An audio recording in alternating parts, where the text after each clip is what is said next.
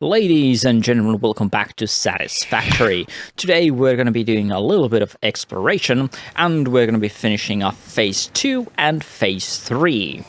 In here we have gotten the milestone for Expanded Power Infrastructure, which allows us to place electrical towers. These allow for the second best travel method in my opinion, which is by using a zipline gadget to travel on the electrical lines. A couple of episodes ago I said how you can cheese the enemy with the rebar gun.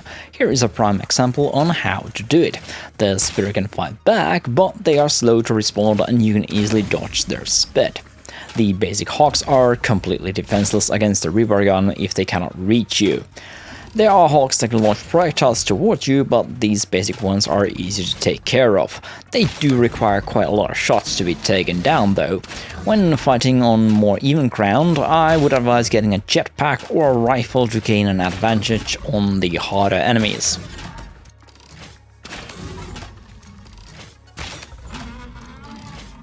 There are several places I wish to mark on the map. One of those is the crash sites. This helps me in remembering which places I have discovered and looted, and so I don't have to come back here again.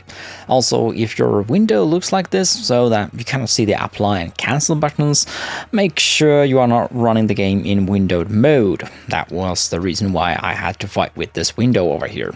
Also, as a spoiler, so warning ahead, the game has radio masts later on which show the resource nodes, so you don't need to mark those on the map.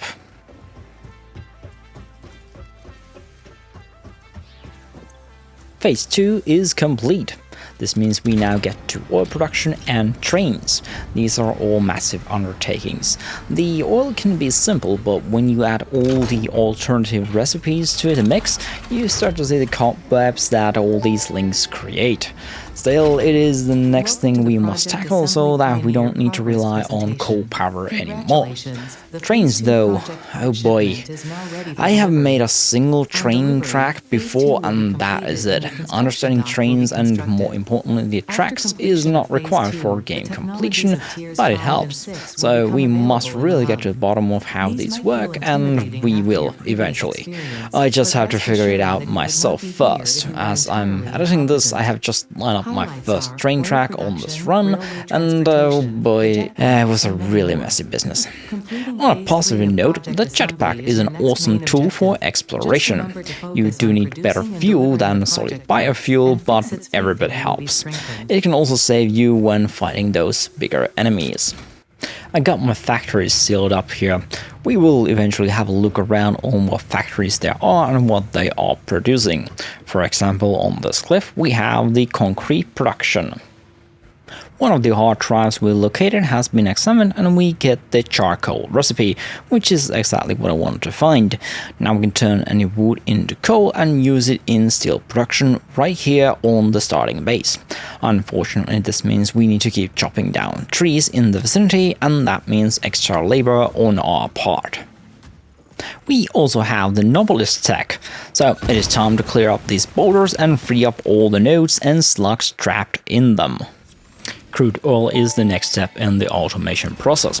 It gives us plastic and rubber and most importantly fuel, which we can burn in fuel-powered generators. Thus we can remove the coal generators eventually and concentrate on producing steel with the coal. And with the petroleum power tech, we are ready to start producing more power. With more electricity, we can expand the factories and eventually move to the trains for transportation.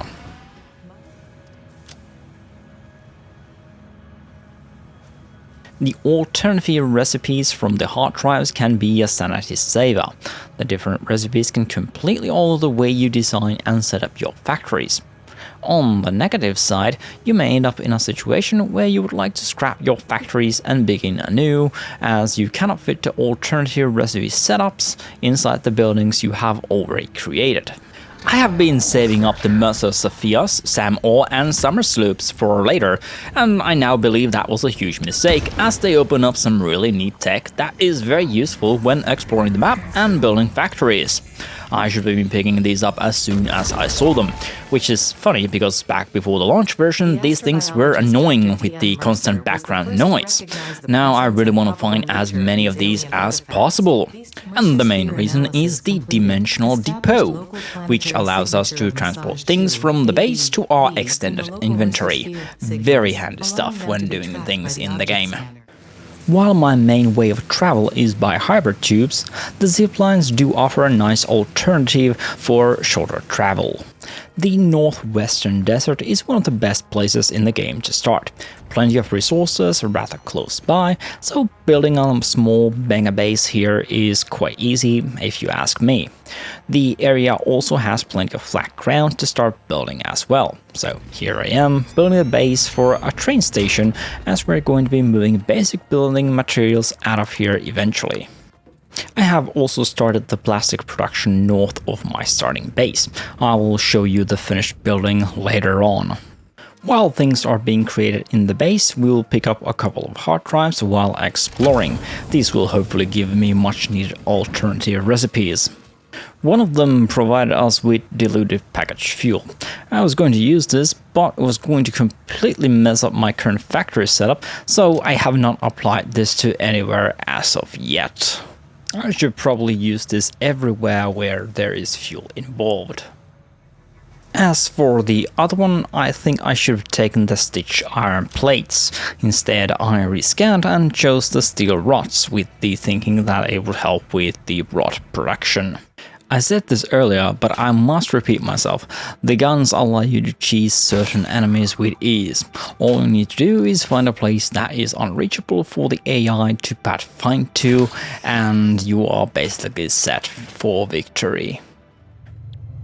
With the route somewhat clear to the caves, we can start building some basic factories to exploit the quartz nodes in here.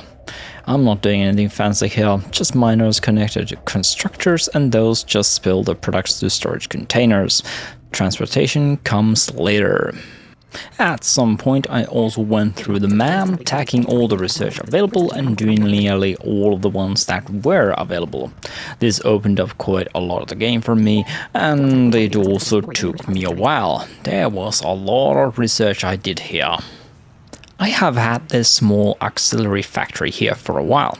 It has been producing steel beams for me with an alternative recipe, but I will now rip it out and replace it with a factory that produces the current project parts, motors, and heavy modular frames.